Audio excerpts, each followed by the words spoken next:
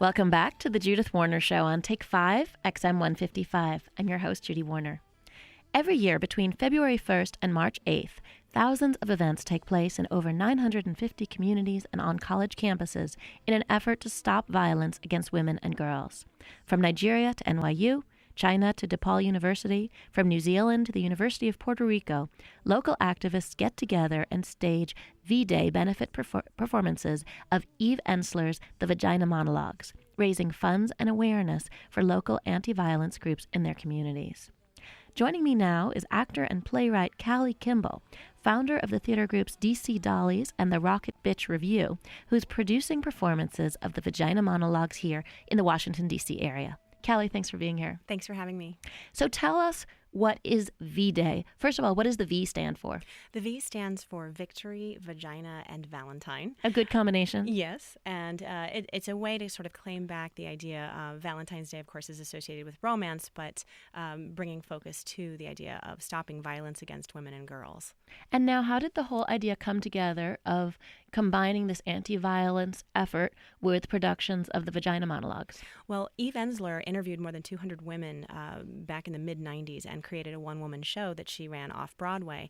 And then she began taking it on tour, and it developed, it just sort of became this grassroots movement, and she incorporated it as a nonprofit. And now, every year, the Vagina Monologues is sort of the focus this time every year to raise funds and awareness for the V-Day.org's mission to stop violence. And now you've performed a number of times, I think, in the Vagina Monologues. I performed up in New Hampshire in 2004, and I just directed it up at Hood College last week. And you're producing it here in the D.C. area. Yeah, yes, I am. And just curiously, too, I just wanted to know, tell us about the DC Dollies and the Rocket Bitch Review, which is another good title.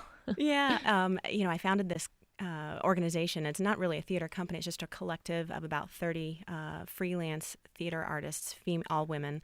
And since we're freelance, sometimes we find ourselves without work or, in between gigs. And so it's a way to kind of pool resources and do play development. We have a play reading group, and we workshop plays. We do readings. We've produced a couple of my plays, and now we're producing the Vagina Monologues. And I was curious, in hearing about the description of what you're doing and where you're doing it, that some of the countries where you're going with this, I would think, would be pretty hostile to any kind of production that had the word vagina in the title. I mean, right here, a lot of people are not terribly comfortable with it. It's hard enough to say on the radio. I know. It takes a little getting used to. But yes, in countries there are actually a lot of resources from V-Day on how to deal with hostile environments, or if you meet resistance, even if you meet resistance in the United States, of course, there are some people who they don't understand what it's about, and they just hear the word vagina and go into panic mode. And they think it's some kind of porn. Right, exactly. So just ways to kind of calmly reassure them and tell them it's really about stopping violence toward women and girls. That's the main point. What kind of resistance have you seen in other countries or here? Well, of course, women in countries that are much more politically conservative overall have a lot of trouble even mounting productions at all. So when they do, it's a triumph. But there were, there were 2,700 worldwide performances in 2006. So it's definitely getting traction, and there's more acceptance, and it's very important and very moving that these women are able to come together and put these shows on. So it's incredible that it's having this worldwide reach. Yes. It's just amazing. What is it, do you think, about this play that speaks so deeply to women? And I assume to men, too. It's not just women who go and see it. Yes, we do have a lot of men in the audience. Sometimes they're looking for the exit signs before it starts, a little nervous. But it's universal. I mean, we all come into the world through one, or a makeshift one, one way or the other. And it's something that, it's so personal. I mean, when you look at the statistics of how many women suffer either sexual violence, and then you have the issue of female genital mutilation in other countries. That's very common. And these are just devastating problems that we have. And the statistics are really horrifying when you look at it. So it's something that touches more people than you'd like to think. I always wonder when I'm involved in a production who in the audience is personally affected by this, has suffered this or has had a friend. I mean, many of us, I'd say it'd be hard to say any of us who have not been touched by this issue in some way, either directly or because a friend or a relative has been affected by this. Have you ever had the experience of an audience member sort of breaking down during a production? Oh, yeah. Really? Yeah. It's, in order to even work on the production, sometimes the performers bring up personal issues. It doesn't necessarily become a therapy session. We don't really discuss it, but there's this understanding that in any given room of a group of women, you can be pretty sure that somebody's been affected. Absolutely. I mean, with the statistics ranging between 1 in 5 women being the victim of some form of sexual abuse and 1 in 20, I mean, it is inevitable that you are going to have, unfortunately, a very large number of performers or audience members personally affected. I just want to tell people who are joining us that I'm here with Callie Kimball, who's taking part in the worldwide campaign to try to end violence against women and girls and to raise awareness. This campaign, when it involves productions of the Vagina Monologues, is known as V-Day. She's also the founder of DC Dollies and the Rocket Bitch Review. The DC Dollies will be performing the Vagina Monologues in recognition of V-Day. Now, Callie, our big treat today is that we hope to have you perform part of the Vagina Monologues. Yes. Are you ready to do that? I am. And I also wanted to tell people, whether or not you're in DC, you can find information on V-Day events in your area by going to vday.org. If you do happen to be in DC, you can go to vday.org as well, or you can go to our website is dollyrockets.org.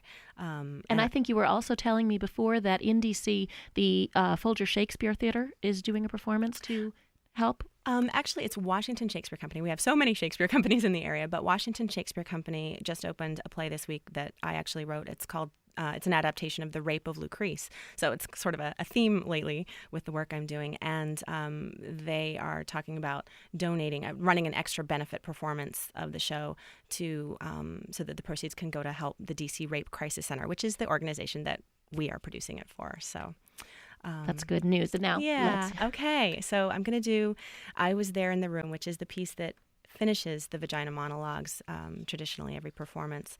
And this piece is Eve Ensler was present for the birth of her granddaughter, and so this is her experience.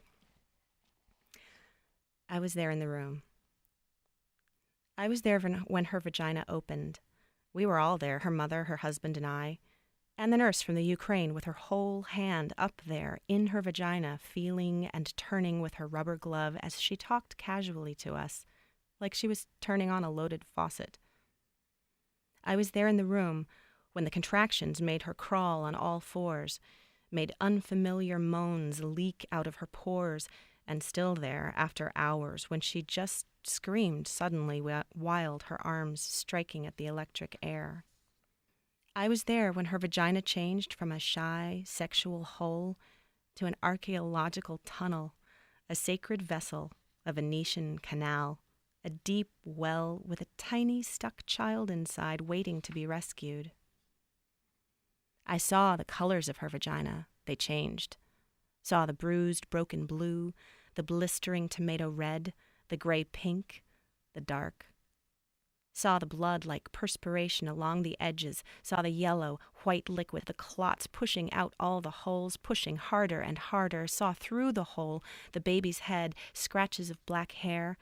Saw it just there behind the bone, a hard, round memory, as the nurse from the Ukraine kept turning and turning her slippery hand. I was there when each of us, her mother and I, held a leg and spread her wide, pushing with all our strength against her pushing, and her husband sternly counting 1, 2, 3, telling her to focus harder. We looked into her then. We couldn't get our eyes out of that place. We forget the vagina, all of us. What else would explain our lack of awe, our lack of reverence? I was there when the doctor reached in with Alice in Wonderland spoons, and there, as her vagina became a wide, operatic mouth, singing with all its strength. First the little head, then the gray flopping arm, then the fast-swimming body swimming quickly into our weeping arms. I was there later when I just turned and faced her vagina. I stood and let myself see her, all spread, completely exposed, mutilated, swollen and torn, bleeding all over the doctor's hands, who was calmly sewing her there. I stood, and her vagina suddenly became a wide, red, pulsing heart. The heart is capable of sacrifice, so is the vagina. The heart is able to forgive and repair. It can change its shape to let us in. It can expand to let us out. So can the vagina. It can ache for us and stretch for us, die for us, and bleed us into this difficult, wondrous world. I was there in the room. I remember. Boy, am I glad I didn't have a writer there when I was giving birth. What a Yes. thing to have to live down afterwards. Well, that was wonderful, Callie, so much. I just want to tell people, if they came in during this performance, that I'm here with Callie Kimball, who is the founder of DC Dollies and the Rocket Bitch Review here in Washington, D.C., and who is producing performances of the Vagina Monologues in recognition of V-Day to combat violence against women and girls. And please, if you'd like to email us about this show, please do at thejudithwarnershow@xmradio.com. How many times have you done this performance? I acted in it once. I directed it at a college production last week up in Frederick, Maryland, and then we're producing these 2 performances here. It's really very, very powerful. And let me just ask you then, if people would like to get involved in V-Day campaigns for next year, yes, what can they do? How can they get more information? Oh, it's great. V-Day makes it so easy. You just go to vday.org. There's an online application. I recommend starting early. I submitted our application in November, and that was a little bit late in order to kind of plan everything. So, when the fall comes around, go ahead and apply. And, the earlier you start, the more support you can get. We've already got a lot of support from the community. We have people, companies designing our programs, printing our programs, donating the free performance space so that we can, all the funds that we raise can go to the DC Rape Crisis Center. And then 10% goes back to vday.org to help with their Spotlight campaign, which is reclaiming peace. It's a really important thing. I'm very, very glad that you're doing it. And I'm also very grateful to you for coming on the show today, for coming into the studio and doing this performance for us. It's really special. Thank you. Thank you for having me. Very glad to have you.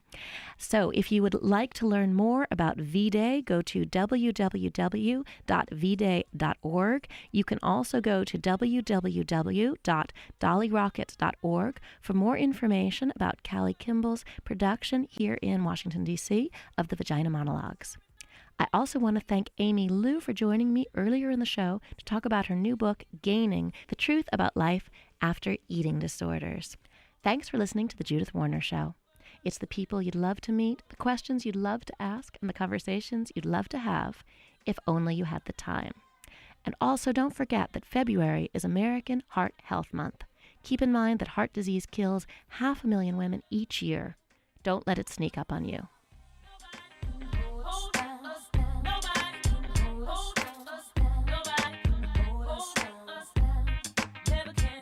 So, what am I not supposed to say what I'm saying? Are you offended with the message I'm bringing?